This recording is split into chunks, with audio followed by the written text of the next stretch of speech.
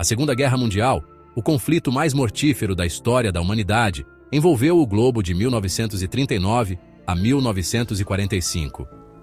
Foi um confronto entre duas grandes alianças, as potências do eixo e as potências aliadas. As potências do eixo eram lideradas pela Alemanha, Itália e Japão. As potências aliadas incluíam os Estados Unidos, o Reino Unido, a União Soviética e muitos outros. As sementes desta guerra global foram semeadas após a Primeira Guerra Mundial. O Tratado de Versalhes, que pôs fim ao conflito anterior, impôs duras penalidades à Alemanha. Isso criou ressentimento e instabilidade na Europa. A depressão econômica e a agitação política alimentaram ainda mais a ascensão de ideologias extremistas, como o fascismo e o nazismo. Na Alemanha, o partido nazi de Adolf Hitler explorou estas queixas, prometendo a recuperação nacional e a expansão territorial. Entretanto, em Itália, o regime fascista de Benito Mussolini promoveu uma visão de glória nacional e conquista imperial. Essas ideologias, com sua ênfase no militarismo, autoritarismo e supremacia nacional, prepararam o cenário para outro conflito global. O gatilho imediato para a Segunda Guerra Mundial foi a invasão da Polônia pela Alemanha em 1 de setembro de 1939. Este ato de agressão levou a Grã-Bretanha e a França a declarar guerra à Alemanha. O conflito aumentou rapidamente, atraindo nações de todo o globo. A guerra na Europa foi caracterizada por batalhas terrestres brutais, bombardeios aéreos devastadores e os horrores do Holocausto.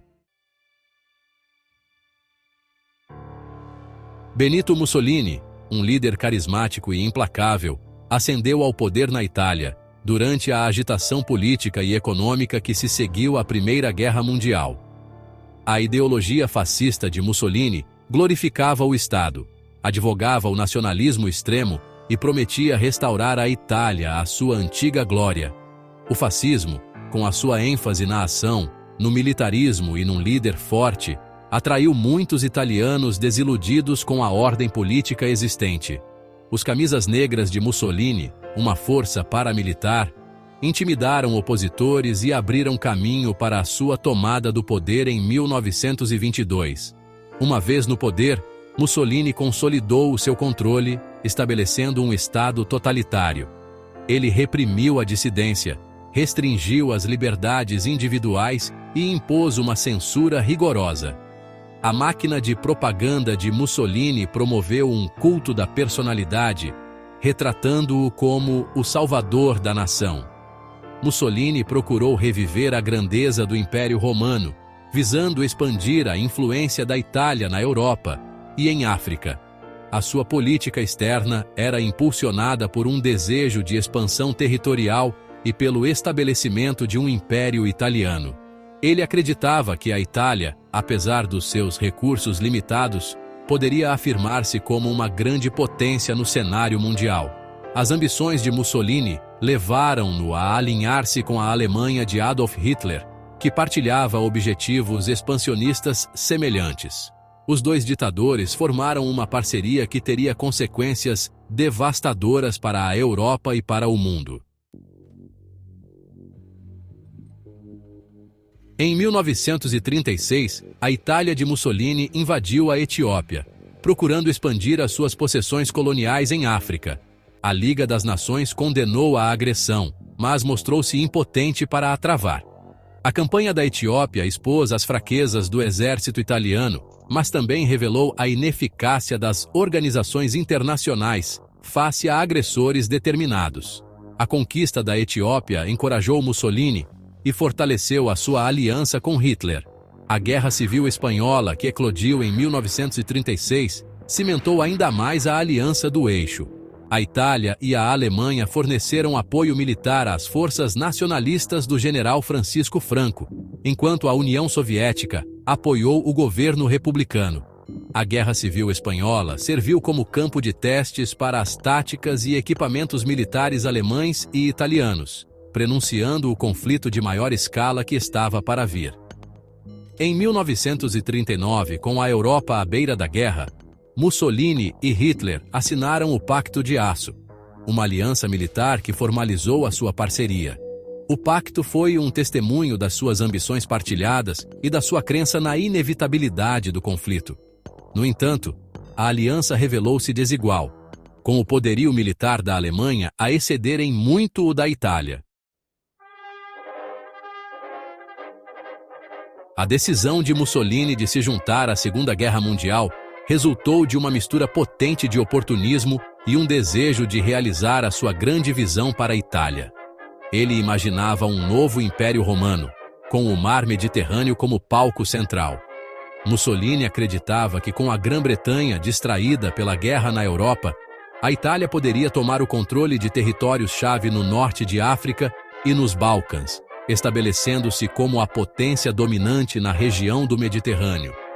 As ambições de Mussolini eram alimentadas por uma crença na destreza militar italiana, uma crença que se provou tragicamente equivocada.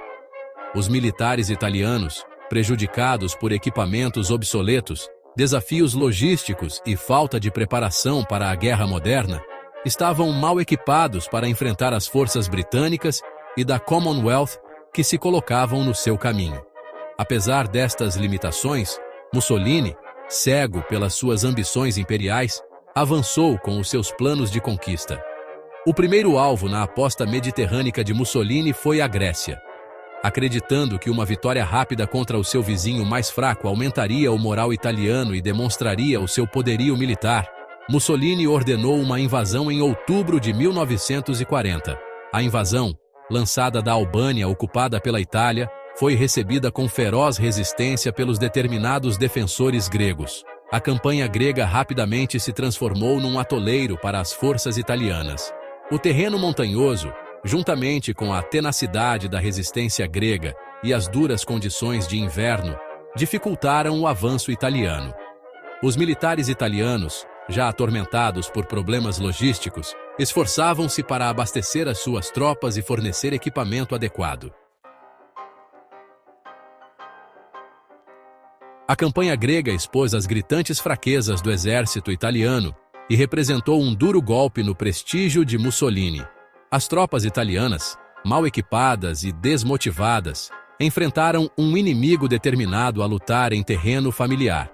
O terreno montanhoso da região fronteiriça entre a Albânia e a Grécia revelou-se um obstáculo formidável, atrasando o avanço italiano e oferecendo inúmeras posições defensivas aos gregos. Os gregos, em menor número e pior equipados, montaram uma defesa vigorosa, infligindo pesadas baixas aos invasores italianos. As duras condições invernais prejudicaram ainda mais o esforço de guerra italiano, com a neve e as temperaturas negativas a agravar os desafios logísticos enfrentados pelo exército italiano. A campanha grega, inicialmente planeada como uma vitória rápida, transformou-se num impasse dispendioso para Mussolini. Os reveses italianos na Grécia forçaram Hitler a intervir, desviando tropas alemãs de outras frentes para resgatar o seu aliado em dificuldades. Em abril de 1941, as forças alemãs lançaram uma invasão da Grécia, rapidamente dominando o país e obrigando as forças da Commonwealth britânica a evacuar. Embora a intervenção alemã tenha salvo a situação para as potências do eixo, teve um custo para Hitler.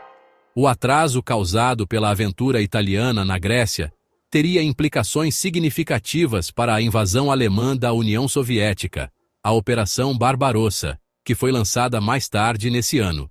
A campanha grega serviu como um forte lembrete das limitações do exército italiano e dos erros estratégicos que poderiam resultar do excesso de confiança de Mussolini.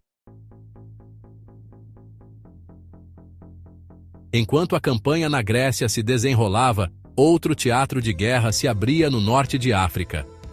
As forças italianas baseadas na Líbia lançaram uma ofensiva contra o Egito, então sob controle britânico, em setembro de 1940.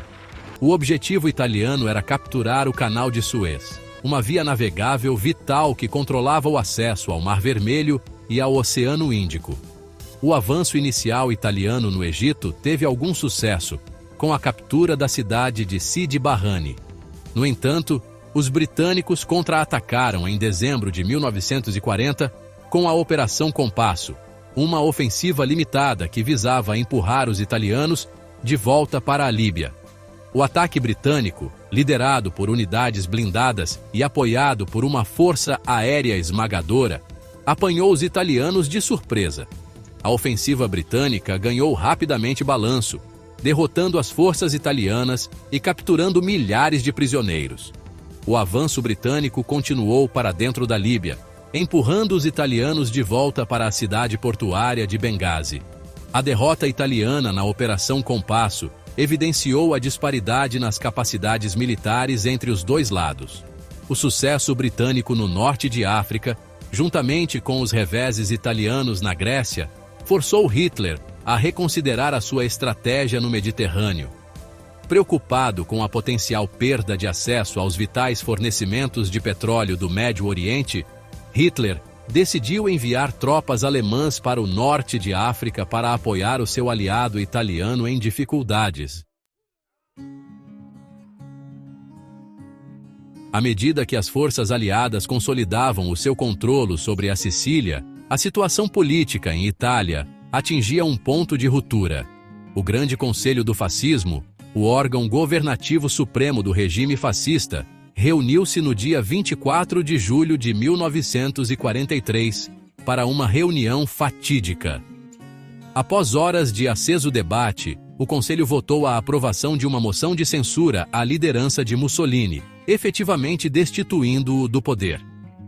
No dia seguinte, o rei Vítor Emanuel III, que tinha sido uma figura simbólica sob a ditadura de Mussolini, convocou o ditador deposto para uma reunião. Na reunião, o rei informou Mussolini de que estava a ser demitido do cargo de chefe de governo e colocado sob prisão. O reino de terror de Mussolini, que durara mais de 2 décadas, chegava a um fim abrupto e ignominioso.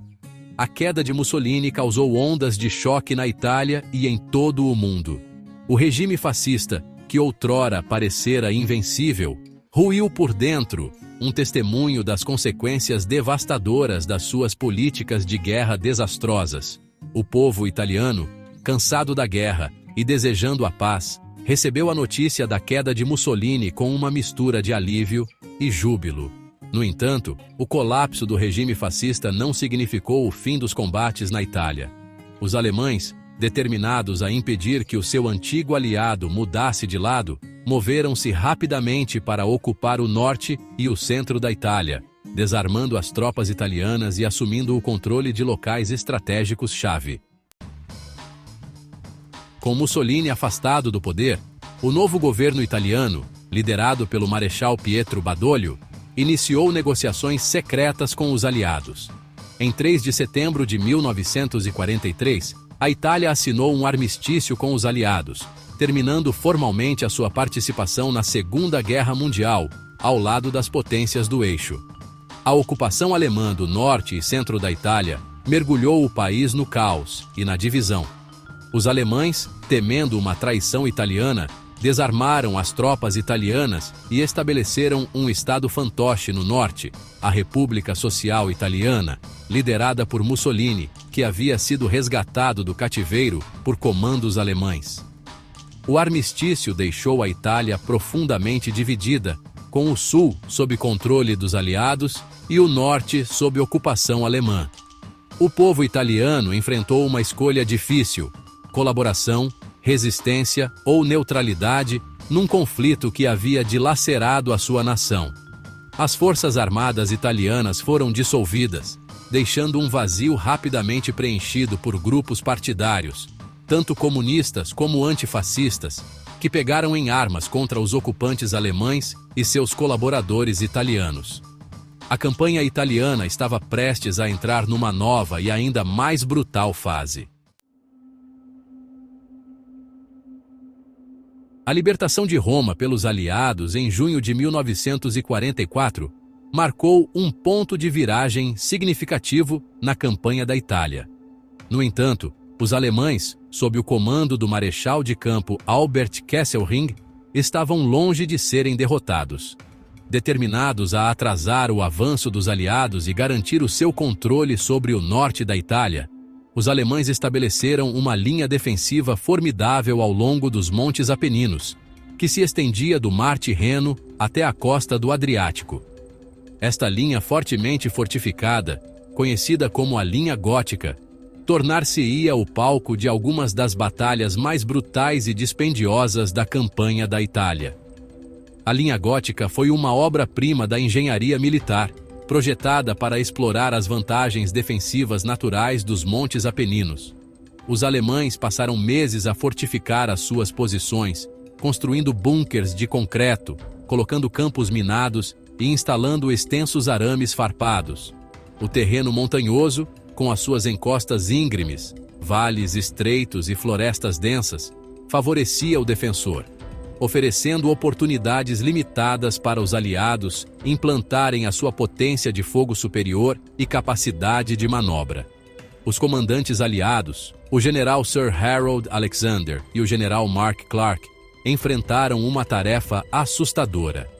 A captura de Roma tinha aumentado as esperanças de um fim rápido para a campanha da Itália, mas a linha gótica apresentava um obstáculo formidável. Romper as defesas alemãs exigiria uma combinação de planejamento cuidadoso, poder de fogo avassalador e a determinação de superar a resistência feroz. À medida que o verão deu lugar ao outono, as forças aliadas prepararam-se para uma campanha extenuante nas montanhas. A batalha pela linha gótica testaria a determinação de ambos os lados, enquanto se enfrentavam numa guerra de atrito que deixaria uma marca indelével na paisagem italiana e nas vidas dos soldados que lutaram ali.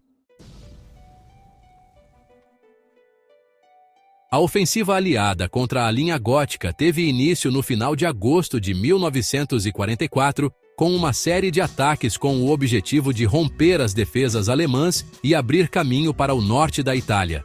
O 8º Exército Britânico, sob o comando do general Oliver Lees, atacou ao longo da costa do Adriático, enquanto o 5º Exército dos EUASI, liderado pelo general Mark Clark, avançava pelos terrenos montanhosos da Itália Central. Os combates foram ferozes e sangrentos, com pesadas baixas para ambos os lados. Os alemães, lutando em posições bem preparadas, infligiram pesadas perdas às forças aliadas atacantes. O terreno montanhoso dificultava o destacamento de tanques e artilharia pesada pelos aliados, enquanto os alemães faziam uso eficaz de minas, armadilhas e ninhos de metralhadoras para atrasar o avanço aliado. Apesar de sua bravura e determinação, as forças aliadas progrediram lentamente. Os alemães, embora em menor número e com menos armamento, lutaram com perícia e tenacidade, determinados a manter as suas posições o máximo de tempo possível. A linha gótica manteve-se firme e a campanha italiana caiu num impasse sangrento. Com a aproximação do inverno, as condições de combate nos Montes Apeninos deterioraram-se. As fortes chuvas transformaram os campos de batalha em lamaçais, dificultando a movimentação e prejudicando as linhas de abastecimento. O tempo frio e úmido aumentava o sofrimento dos soldados de ambos os lados, que eram obrigados a suportar temperaturas congelantes, pé de trincheira e a ameaça constante de fogo inimigo. A guerra de atrito nas montanhas continuaria a pôr à prova a determinação e a resistência das forças aliadas e alemãs. Enquanto os exércitos aliados abriam caminho através da linha gótica, o movimento de resistência italiano continuou a desempenhar um papel vital no assédio aos ocupantes alemães e no auxílio ao esforço de guerra aliado.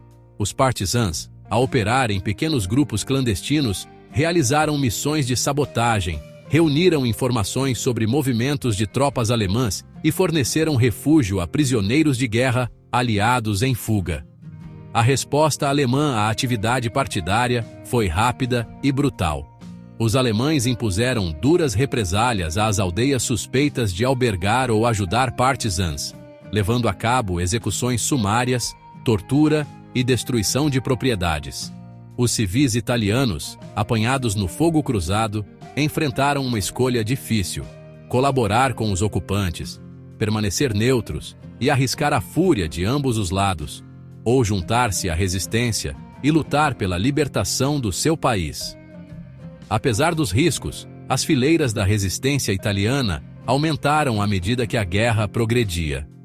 Os partisãs, vindos de todas as camadas sociais, estudantes, trabalhadores, agricultores e até ex-soldados, partilhavam um objetivo comum: a libertação do seu país da ocupação estrangeira e a criação de uma nova Itália democrática. O movimento partidário não era isento de divisões internas. Os dois principais grupos de resistência, o Comitê de Libertação Nacional, CLN, de tendência comunista, e o Corpo Voluntários da Liberdade, CVL, de tendência monárquica, tinham visões diferentes para o futuro da Itália. No entanto, estavam unidos na sua oposição ao fascismo e na sua determinação em expulsar os alemães do seu país. À medida que a primavera se aproximava em 1945, os comandantes aliados preparavam-se para um avanço final para romper a linha gótica e libertar o norte da Itália. As defesas alemãs, embora ainda formidáveis, estavam enfraquecidas por meses de combates e desgaste. Os aliados também tinham recebido reforços, incluindo tropas frescas e novo equipamento, dando-lhes uma vantagem decisiva em termos de mão de obra e poder de fogo. A ofensiva final dos aliados começou em abril de 1945, com um bombardeamento maciço de artilharia que atingiu posições alemãs ao longo da linha gótica. As forças aéreas aliadas, desfrutando de completa superioridade aérea, martelaram as linhas de abastecimento alemãs, concentrações de tropas e fortificações defensivas. Sob a proteção desta esmagadora potência de fogo, as forças terrestres aliadas atacaram, determinadas a romper as defesas alemãs de uma vez por todas. Os combates foram intensos, mas o resultado nunca esteve em dúvida. As forças alemãs, exaustas e desmoralizadas, não conseguiram resistir à ferocidade do ataque aliado. O 8º Exército Britânico rompeu as defesas alemãs na costa do Adriático, enquanto o 5º Exército dos Iacouios capturou Bolonha, uma cidade estratégica-chave no norte da Itália. Com a linha gótica destroçada, as forças alemãs na Itália iniciaram uma retirada combatente para norte, tentando atrasar o avanço aliado e ganhar tempo para retirar as suas forças restantes da Itália. O fim estava próximo para as forças alemãs na Itália, mas os combates continuariam até aos últimos dias da guerra na Europa. O impulso final para romper a linha gótica marcou o início do fim da ocupação alemã na Itália.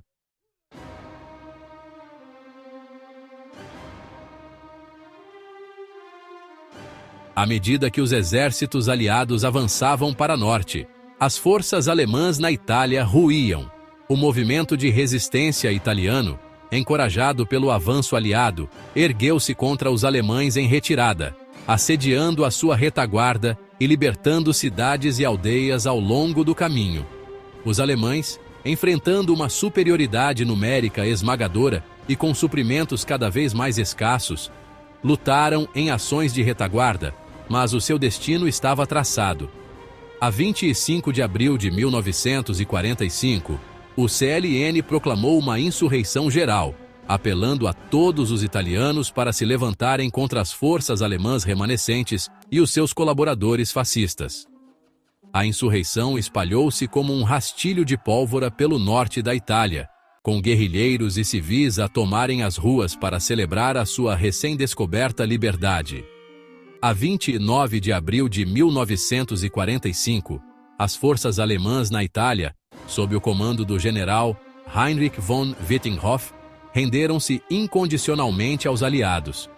A rendição ocorreu poucos dias antes do fim da Segunda Guerra Mundial na Europa, marcando o fim de uma campanha longa e dispendiosa que tinha ceifado a vida a centenas de milhares de soldados e civis.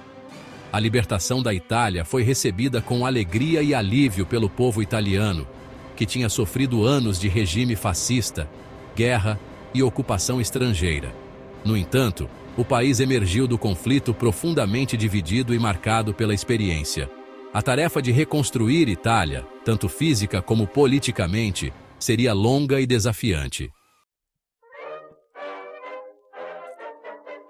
A invasão aliada da Itália continental em setembro de 1943, após a queda da Sicília, levou a um novo capítulo extenuante na campanha italiana. Os alemães, sob o comando do marechal de campo Albert Kesselring, haviam preparado uma série de linhas defensivas ao longo da Itália, sendo a mais formidável a linha Gustave. Ancorando a linha Gustave estava o antigo mosteiro beneditino de Monte Cassino, situado no topo de uma montanha com vista para um vale estratégico que leva a Roma. Monte Cassino, com suas vistas imponentes da paisagem circundante, era uma fortaleza natural. Os alemães, percebendo sua importância estratégica, fortificaram o mosteiro e as colinas ao redor, criando uma posição defensiva aparentemente inexpugnável. Os aliados, determinados a romper a linha Gustave e abrir caminho para Roma, enfrentaram uma tarefa assustadora. A primeira Batalha de Monte Cassino, lançada em janeiro de 1944, terminou em um fracasso custoso para os aliados. Os alemães, bem entrincheirados em suas posições no topo da montanha, repeliram repetidos ataques de forças americanas, britânicas, indianas e neozelandesas. O terreno acidentado, juntamente com a tenaz defesa alemã, tornou qualquer ataque a Monte Cassino uma tarefa perigosa. O fracasso em capturar Monte Cassino teve implicações estratégicas significativas para o avanço dos aliados. A linha Gustave se manteve firme e os aliados se viram atolados em um impasse custoso no sopé da montanha. O caminho para Roma permaneceu bloqueado e a campanha italiana entrou em um de seus capítulos mais frustrantes e sangrentos. O impasse em Monte Cassino não podia continuar indefinidamente. Os aliados, determinados a romper a linha Gustave e capturar Roma, lançaram uma série de novas ofensivas na primavera de 1944. A quarta e última Batalha de Monte Cassino, lançada em maio de 1944, viria a ser a decisiva. A quarta batalha foi precedida por um bombardeamento aéreo maciço, um dos mais pesados de toda a guerra. O bombardeamento, embora controverso devido à destruição do histórico mosteiro, conseguiu enfraquecer as defesas alemãs. Após o bombardeamento, as forças polacas, ansiosas por vingar o sofrimento do seu país durante a guerra, lançaram um ataque audacioso ao topo da montanha, acabando por capturar as ruínas do mosteiro. Com a queda de Monte Cassino, a linha Gustave finalmente ruiu. As forças alemãs, exaustas e desgastadas após meses de combate, iniciaram uma retirada estratégica para norte. O caminho para Roma estava aberto, e os aliados preparavam-se para entrar na capital italiana. A captura de Monte Cassino, embora uma vitória significativa, teve um preço elevado. Milhares de soldados aliados, incluindo muitos polacos, foram mortos ou feridos no assalto. O próprio mosteiro, outrora um símbolo de paz e fé, jazia em ruínas, um testemunho do poder destrutivo da guerra. A queda de Roma em junho de 1944, apesar de ser uma grande vitória simbólica, não significou o fim da campanha italiana. Os alemães, sob o comando do sempre engenhoso Kesselring, retiraram-se para norte, onde estabeleceram uma nova linha defensiva, a linha gótica, ao longo dos Montes Apeninos. O avanço aliado para norte foi lento e difícil, marcado pela feroz resistência alemã e pelos desafios do terreno italiano. Os Montes Apeninos, com as suas encostas íngremes, vales estreitos e densas florestas, favoreciam a defesa. Os alemães, peritos em guerra defensiva, fizeram os aliados pagar caro por cada quilômetro de terreno conquistado.